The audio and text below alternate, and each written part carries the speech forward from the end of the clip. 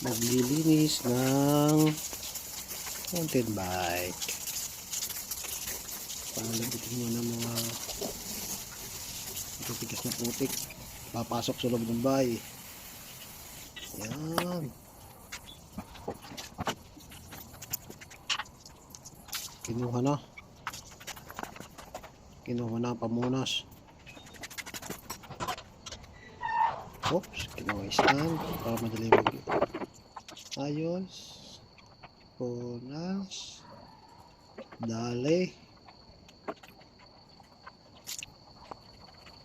Oh.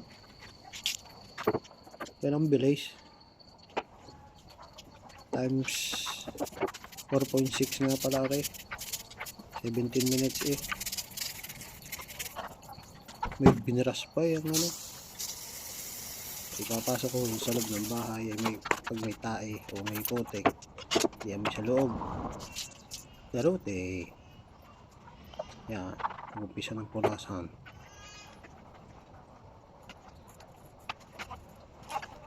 Oh, mahagip ng kamay mo. Talas dali ka. Yan. Hindi ka pinipilit na abutin sa kabila, hindi lumipat. Hari lilipat din mamaya. Oh, ayaw lumipat sa kabila. Oh, timo? Lipat din. Ayan. Hari nga pala may side mirror. Itatamad lumingon.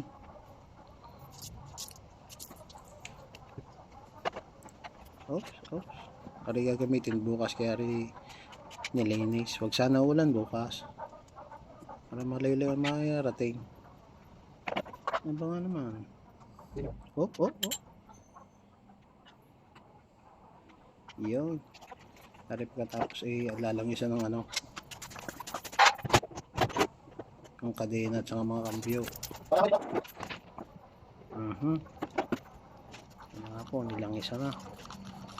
Ang gigil si Utoy eh.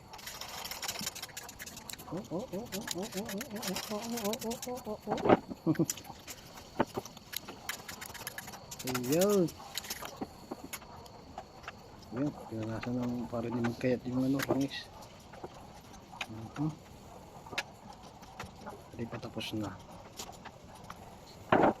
Katapos na rin yung tagplak na agay. Diretso na agay. Oo.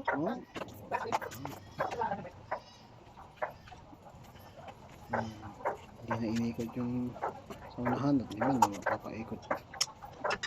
Yun, gusto na. Tinaktak.